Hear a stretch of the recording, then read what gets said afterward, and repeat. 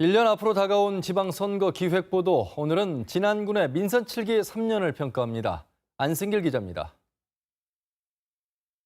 전임 군수의 중도 낙마로 지난해 4월 치러진 재선거에서 당선된 전춘성 진안군수. 지난 1년여 동안 조직 정비와 군정 안정화가 핵심 과제였습니다. 수해 등의 영향으로 8월 말이 돼서야 확정한 공약은 5개 분야 33개 사업. 이 가운데 완료되거나 계속 추진 중인 사업은 10건으로 이행률은 30.3%입니다.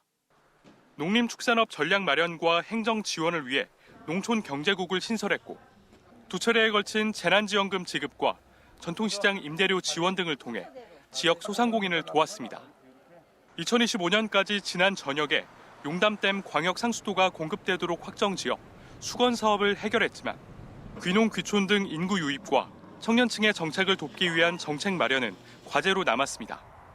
아이들하고 어르신이 편하게 누구를 만나거나 얘기할 수 있는 공간이 사실은 부족하다고 생각하거든요. 아니 거의 없다고 보면 되는데, 그런데 누가 들어오겠냐는 거죠. 건강검진비 지원 등 7개 사업은 제도 개선이나 관계 부처와 협의가 지연돼 이행률이 저조한 상황. 국도 26호선 소태정 터널 착공은 이달 말 예비 타당성 조사 결과 발표를 앞둔 가운데 5차 국도 국지도 계획 반영 여부가 관건입니다. 장애인을 위한 반다비 체육센터 건립은 2024년쯤 마무리될 것으로 보이지만, 지혜의 숲 도서관의 경우 임기 내 부지 선정도 불투명합니다. 통합 브랜드인 진안구원 보급과 유통 확대에도 힘써야 합니다.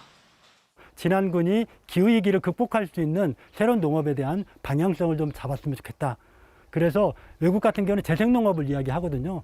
또 그러한 농업을 배우기 위해서 사람들이 올 수도 있고. 남은 1년 주민들의 삶의 질을 높이고 지역의 성장 동력을 찾을 수 있을지 주목됩니다. KBS 뉴스 안승길입니다.